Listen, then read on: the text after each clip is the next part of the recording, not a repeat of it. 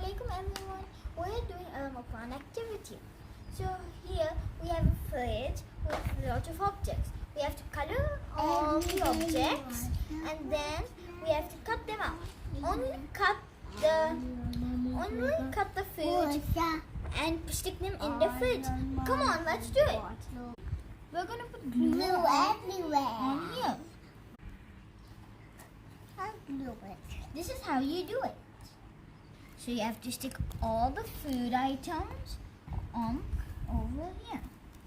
This is how it looks. This is how it looks.